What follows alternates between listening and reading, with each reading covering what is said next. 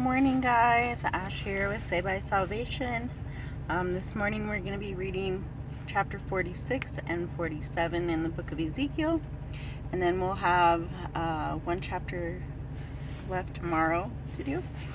So we're just going to jump right in. I hope everybody's having a blessed morning. Chapter 46, Sacrifices at Appointed Times. This is what the Lord God says. The gate of the inner court that faces east must be closed during the 6 days of work, but it will be open on the Sabbath day and open on the day of the new moon.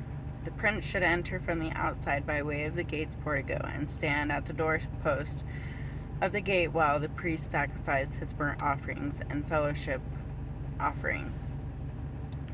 He will bow and worship at the threshold of the gate and then depart, but the gate must not be closed until evening. The people of the land will also bow and worship before the Lord at the entrance of that gate on the Sabbaths and new moons. The burnt offering that the prince presents to the Lord on the Sabbath day is to be 6 blemished lambs and an unblemished ram.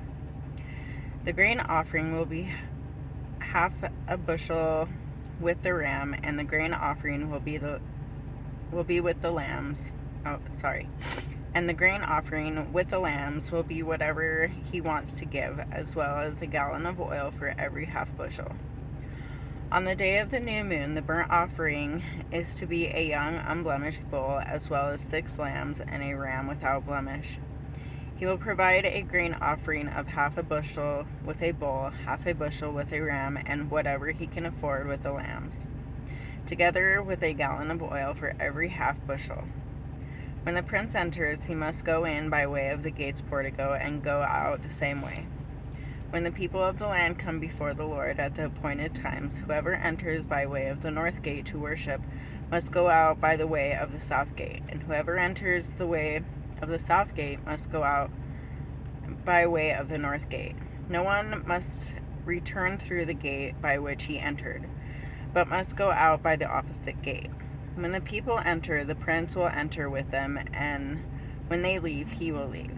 At the festivals and appointed times, the grain offering will be half a bushel with the bull, half a bushel with the ram, and whatever he wants to give with the lambs, along with a gallon of oil for every half bushel. When the prince makes a free will offering, whether a burnt offering or a fellowship offering as a farewell offering to the Lord, the gate that faces east must be open for him. He is to offer his burnt offering or fellowship offering just as he does on the Sabbath day. Then he will go out, and the gate must be closed after he leaves. He must offer an unblemished year-old male lamb as a daily burnt offering to the Lord. You will offer it every morning. You must also prepare the grain offering every morning along with it, 3 quarts, with 1/3 of a gallon of oil to moisten the fine flour, a grain offering to the Lord. This is a permanent statute to be observed regularly. They will offer the lamb, the grain offering, and the oil every morning as a regular burnt offering.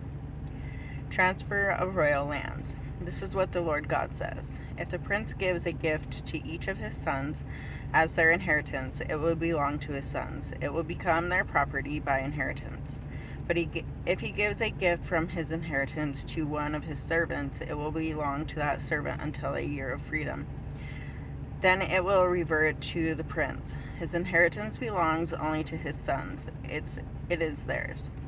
The prince must not take any of the people's inheritance, evicting them from their property.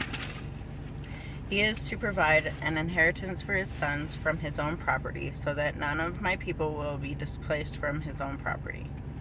The temple kitchens. Then he brought me through the entrance that was at the side of the gate into the priest's holy chambers, which faced north.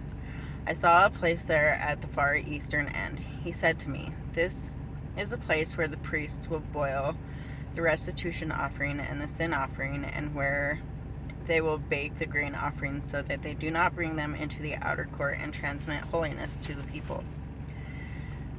Next he brought me into the outer court and led me past the 4 corners. There was a separate court in each of its corners.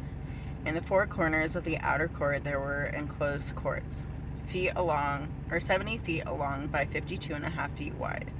All four corner areas had the same dimensions. There was a stone wall around the inside of them, around the four of them, with ovens built at the base of the walls on all sides. He said to me, "These are the kitchens where those who minister at the temple will cook the people's sacrifices." So that is chapter 46, and I'm just going to keep going through 47. The life-giving river.